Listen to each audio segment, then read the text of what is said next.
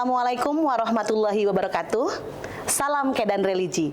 Bertemu lagi sama saya Yusi Batubara di podcast Talk Kantor Wilayah Kementerian Agama Provinsi Sumatera Utara.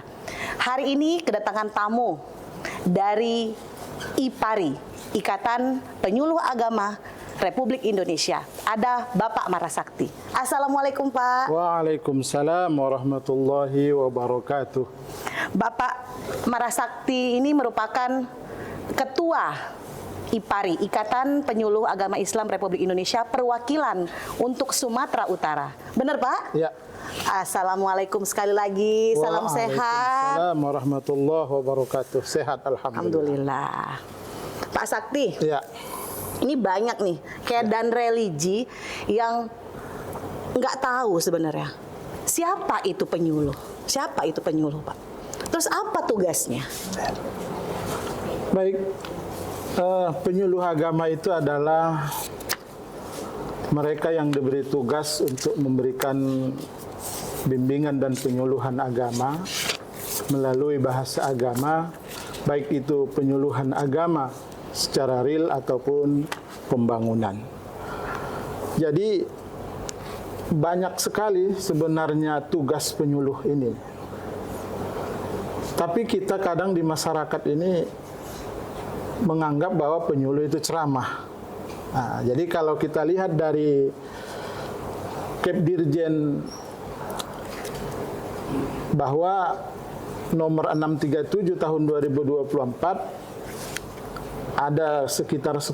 Jadi penyuluh itu bekerja, ada pra penyuluhan, baru kemudian sesudah penyuluhan, kemudian ada pasca penyuluhan. Jadi kalau pra penyuluhan itu seperti identifikasi potensi wilayah, kemudian ada membuat rencana kerja tahunan, bulanan, kemudian setelah dapat identifikasi, direncanakan, kita susun materinya, kemudian dilaksanakan. Setelah dilaksanakan, ada monepnya, ada monitoring evaluasinya. Setelah itu ada desain pengembangan. Kalau kira-kira di awal tadi tidak cocok, maka bisa dilakukan pengembangan-pengembangan. Kira begitu. Penyuluh agama ini berarti ada semua agama ya Pak? Iya. Ada Islam, Kristen. Di semua agama ada penyuluh agama. Di semua agama ada penyuluh agama. Di semua penyuluh agama ada. Dan bukan penceramah. Bukan hanya penceramah. Oh, bukan hanya penceramah. Karena ada pra pelaksanaan ataupun pasca pelaksanaan penyuluhan. Oke, baik Pak. Itu kan tadi udah disampaikan secara mendasar tugas dari penyuluh. Penyuluh ini punya wadah organisasi nggak? Punya. Apa itu Pak? Ada namanya Ikatan Penyuluh Agama Republik Indonesia. Jadi penyuluh agama hadir di Kementerian Agama ini secara yuridisnya itu adalah tahun 2000. Jadi tahun 2000 sudah ada jabatan penyuluh agama fungsional. Walaupun sebelumnya ada yang namanya honorer. Tetapi baru 2 tahun ini kita punya IPARI. Namanya IPARI ini, Ikatan Penyuluh Agama Republik Indonesia ini organisasi profesi. Ini amanah dari undang-undang kita bahwa kalau ada jabatan fungsional profesi itu wajib memiliki organisasi profesi. Jadi ini kita Mbak Yusi baru berulang tahun yang kedua. Baru yang kedua. Ya, Harlah ya Pak, Harlah hari peringatan ya. Ulang tahun yang kedua. Ya, Okay. tanggal 26 Mei 2025 yang lalu. Ya. Usia baru 2 tahun. Iya. Tapi boleh untuk organisasi profesi. Penyuluh itu lahir sejak tahun 2000. Usia baru 2 tahun. Ya. Kemudian usianya baru 2 tahun, relatif masih sangat muda. Iya, betul. Tapi kita mau tanya, intervensi atau keterlibatannya sama Kementerian Agama apa, Pak? Penyuluh agama ini kan instansi IPARI ini adalah instansi pembinanya Kementerian Agama. Oh, baik. Ya, jadi kita mengambil program dari menteri. atau juga program dari Kakanwil kalau dia di tingkat wilayah, atau program dari Program daerah. apa itu Pak? Yang nasional, Oke. yang nasional kita kan ada Gerakan Cinta Bumi. Gerakan Cinta Bumi yang Iya. digagas Iya, Cinta Bumi oleh IPARI ya Pak? Iya, Zero Waste dan Ekoenzim. Menarik nih. Bapak bilang gerakan yang mendukung Ya. program prioritasnya dari Ya, Kementerian ya. Agama.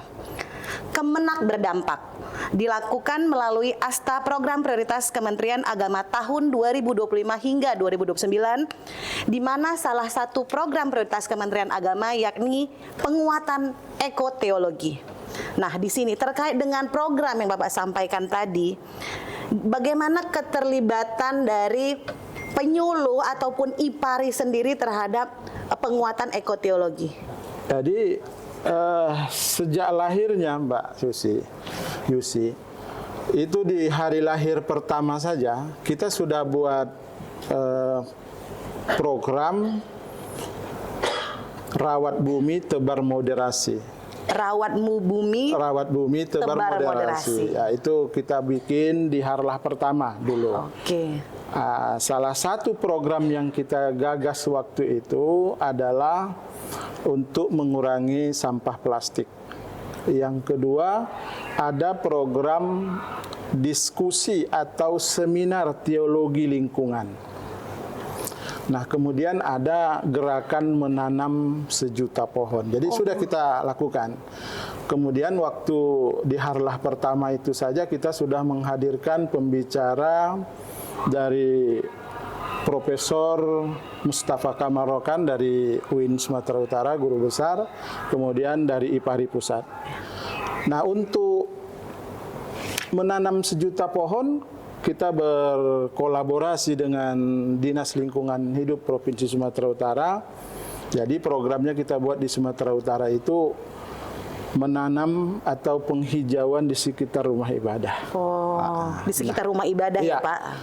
Dari kemudian ini yang kedua ini Cinta Bumi, Zero Waste dan Ekoenzim. Zero Waste dan Ekoenzim. Ini penting karena program Pak Menteri itu adalah ekoteologi. Jadi bagaimana kita dalam merawat bumi ini memiliki pandangan religius gitu. Jadi ketika kita melihat lingkungan, ada perasaan religinya, ada agamanya di situ. Jadi bukan hanya sekedar bersentuhan dengan alam, tapi ada nilai-nilai spiritual yang harus kita bangun. Sama dengan Mbak Yusi, saya sapa begitu kan? Iya. Mbak Yusi pun menyapa saya. Kita juga dengan tumbuhan, dengan lingkungan, ya harus apa? Jangan kita kotori. Nah, ketika kita sudah merasa atau sudah nyaman dengan lingkungan itu, dia akan memberi dampak kepada kita juga, kan gitu. Jadi itulah kami ambil sehingga Cinta Bumi itu kami format dalam penyuluhan-penyuluhan. Selain tadi tugas-tugas yang banyak tadi Mbak Yusi, kita dapat tugas tambahan ini.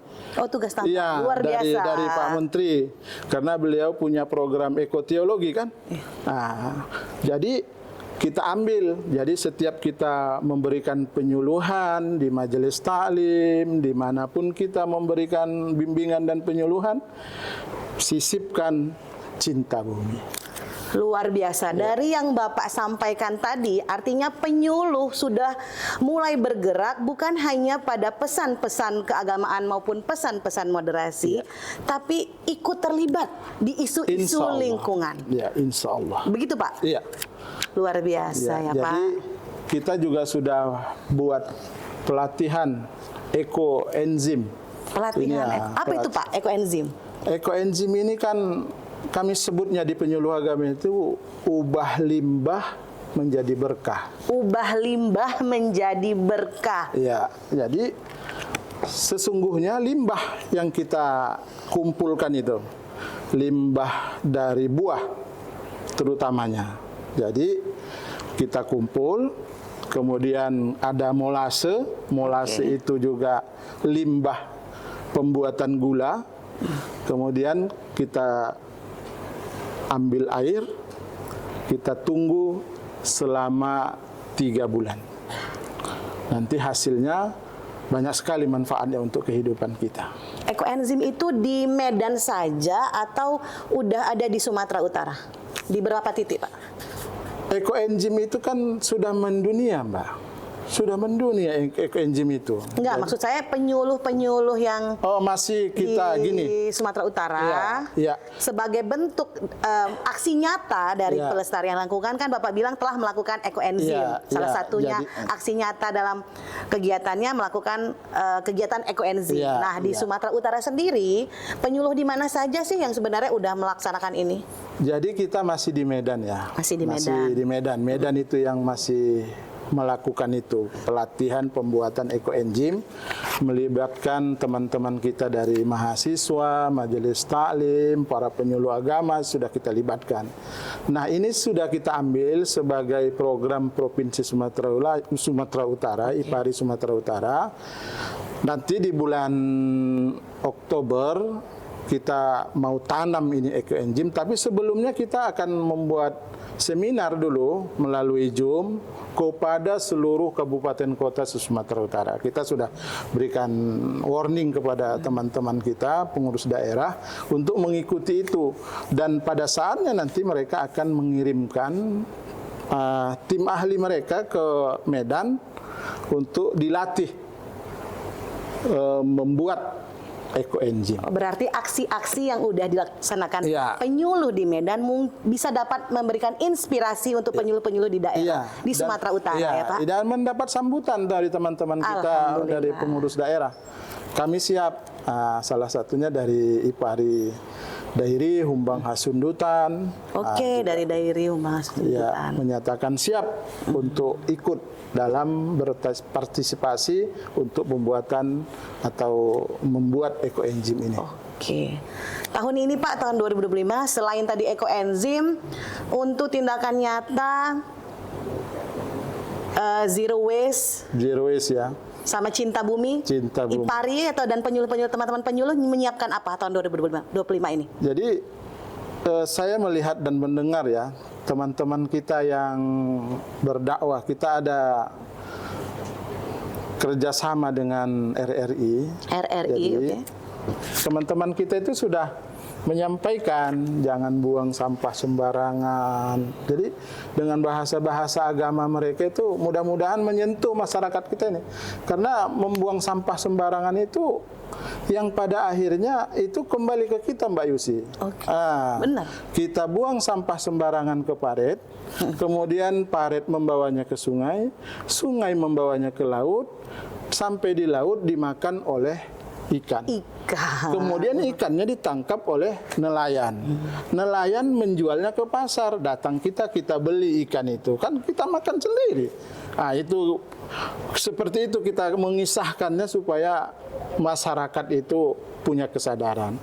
Nah, kemudian ada Akila FM juga di Medan. Saya dengar juga ada beberapa penceramahnya yang menegaskan tentang cinta bumi. Jadi menghormati, melaksanakan rawat bumi itu adalah bahagian dari ibadah. Jadi tidak hanya secara merawat bumi adalah bagian dari ibadah. Bukan hanya ibadah kita itu secara vertikal kepada Allah, selain itu merawat bumi secara horizontal itu adalah ibadah kepada Allah Subhanahu wa taala. Dapat nilai kita, dapat pahala yang cukup besar. Bapak udah bilang udah mulai dilaksanakan. Kalau sejauh ini apa sih tantangannya terhadap kolaborasi penyuluh agama baik Islam, Kristen, Katolik, Hindu, Buddha, Konghucu dalam melaksanakan program-program yang berbasis keramah lingkungan? Secara singkat, problemanya adalah dana lah ya, dana. Karena untuk membuat atau melaksanakan kegiatan yang sifatnya mengumpulkan orang itu adalah membutuhkan dana. Sementara penyuluh-penyuluh kita di lapangan ini cukup besar sekali, penyuluh agama Islam maupun penyuluh agama yang lain itu cukup besar. Ada berapa, Pak? Kalau Penyuluh di Sumatera Utara ada penyuluh berapa? agama Islam yang saya tahu sekitar 2.500-an orang. Penyuluh Baik, 2.000. Iya, yang PNS ataupun yang P3K. Oke. Nah, kemudian teman-teman kita lagi dari penyuluh agama Kristen. Jadi andainya teman-teman kita ini punya kesadaran ini kalau sampai gini ke Bapak Kakan Kemenak, tolong diketuk. Artinya bahwa IPARI itu adalah organisasi kita, rumah besar penyuluh agama se-Sumatera Utara ini di daerah. Ya ikutlah berpartisipasi, punya hak dan tanggung jawab kita kan. Jangan kita artinya ikut IPARI-nya tapi tidak ikut membayar iurannya. Ini kolaborasinya harus dieratkan ya, Pak. Jadi ada cuannya, ya ada kita buat kita gerakan-gerakannya kan gitu ya. Jadi memang untuk ekoenzim ada lagi ekobrik. Ekobrik itu apa itu, Pak? Plastik. Itu kan ada botol-botol plastik Ya. yang tercampak begitu di mana-mana, kita pungut sampah plastik itu kita masukkan ke dalam botol aqua atau botol apapun, kita sumbat sampai kuat betul, baru kita kunci lagi, baru kita gabung jadi meja, jadi tempat duduk, atau juga buat kandang ayam kita bisa. Dari situ ekobrik. Artinya itu menghemat 4 kilo Mbak Yusi. 4 kilo sampah plastik. Masya Allah. Satu botol yang 600 mili itu. Nah, jadi berapa ya kan? Nah, karena sampah plastik ini Mbak Yusi 4 generasi baru bisa hancur. Itu masalahnya. Ya, jadi 400 tahun bisa sampai 500 tahun. Jadi kalau kita biarkan plastik itu bergentayangan di mana-mana, akhirnya kita nanti tidurnya di atas plastik. Bukan nggak menutup kemungkinan, ya kan? Karena sampah plastik di mana-mana tidak bisa terurai. Nah, itu jadi kita harus mengambil gerakan-gerakan yang saya katakan tadi kepada para penyuluh kita se-Sumatera Utara untuk bertransformasi. Nah, jadi mari kita lihat bumi sebagai sahabat kita, bukan sebagai objek ya. Ini juga mengetuk teman-teman kita dari pemilik modal. Ini pemilik modal ini yang punya perusahaan, yang punya plaza. Yuk, mari sama-sama kita bangun bangsa ini, kita bangun negeri ini ya dengan zero waste. Nolkan sampah. Karena gini Mbak Yusi, boleh saya bercerita sedikit? Boleh. Ya? Langsung diajak nih Ya. kita sama Pak Sakti ikut mendukung, ikut melaksanakan aksi nyata dalam penjagaan dan pelestarian lingkungan. Orang berprinsip begini Mbak Yusi. Saya sudah buang sampah dari rumah saya, disapu rumah itu, kemudian dipel, kemudian sampahnya ditaruh ke tong sampah. Ya. Oke, begitu kan? Ya, benar. Kemudian dari tong sampah itu diambil oleh petugas sampah, betul? Benar. Betul ya. Kemudian oleh petugas sampah dibawa ke TPA namanya, Ya. tempat pembuangan air sampah. Iya. Kita anggap dan kebanyakan masyarakat kita menganggap persoalan sampah kita begitu itu sudah selesai. Nah, ini yang salah. Inilah yang salah. Apalagi udah bayar sampah Iya, ya udah kan, Pak? bayar uang sampah. Kadang kan ada tuh memang iuran Iya. pembuangan sampah Iya, yang mungkin iya. berbeda di masing-masing tempat Iya. secara sukarela berapa gitu Iya, kan, Pak? iya. Jadi kemudian kita pikir itu sudah selesai. Kemudian padahal dia menyisakan persoalan yang besar. Karena TPA kita hari ini masih open dumping dia namanya. Open dumping itu hanya diurai saja begitu.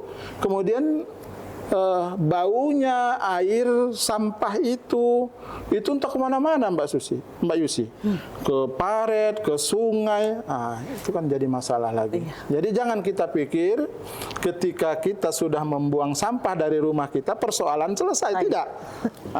Masih menyisakan waktu, menyisakan persoalan yang cukup banyak. Cocoknya seperti apa? Ya zero waste. Zero waste. Zero waste itu ada 3. Oke, Pak. 3R namanya. 3R. Ya. Apa itu Pak R-nya? Reduce. Reduce itu reduce. Ya, reduce itu bagaimana kita meminimalkan sampah. Jangan sampai ada sampah, ya kan? Terutama sampah plastik ya, Iya, Pak? terutama atau sampah apapun. Kemudian yang kedua, reuse. Kalau bisa, sampah yang sudah kita beli itu, barang-barang yang kita beli, kalaupun ada sampahnya, bisa kita gunakan lagi. Seperti tadi EcoBrick. EcoBrick. Ya, kita buat menjadi EcoBrick. Baru kemudian recycle. Recycle itu mendaur ulang. Ya, misalnya membuat lebih bermanfaat, ada yang mendapatkan cuan juga. Artinya dari ketika dia buat recycle, dia ubah sampah menjadi lebih berkah gitu, jadi dia dapat uang. Jadi kalau bisa kita nolkan sampah, zero waste. Itu dia, Pak Yusi. Boleh dibilang gini nggak, Pak? Berarti kita merawat bumi, merawat iman, atau merawat iman merawat bumi. Iya. Saya ada punya tulisan. Tulisannya gini, hijaukan iman. Hijaukan iman. Iya. Jadi orang itu apa, Pak Marasakti? Kenapa hijaukan iman? Apa maksudnya? Artinya iman kita berintegrasi dengan lingkungan. Jadi kemauan kita merawat lingkungan itu adalah petunjuk iman kita. Inilah yang mau kita bangun dari masyarakat ini. Iman dia yang menunjukkan bahwa membuang sampah sembarangan itu adalah dosa. Itu dia harus dari dalam. Karena beberapa peraturan pemerintah saya sudah lihat banyak sekali, ada yang perwal, ada yang peraturan bupati, peraturan gubernur, bahkan ada peraturan presiden, undang-undang, belum bisa menggugah. Jadi kita mau sentuh imannya. Kalau Anda buang sampah di situ, itu dosanya akan saudara pertanggungjawabkan mulai dari dunia ini sampai ke akhirat. Nanti akan ditanya sama malaikat juga itu, kira-kira gitu. Jadi terintegrasi dia antara iman kita dengan perilaku kita. Jadi ketika iman kita menyuruh untuk merawat, maka kita rawatlah dia, gitu kira-kira. Baik, Pak. Pak, salam atau ajakan untuk kedan-kedan religi terkait pelestarian lingkungan. Silakan, Pak. Jadi saudaraku, begini ya, bumi ini kalau kita tidak rawat akan menyengsarakan kita.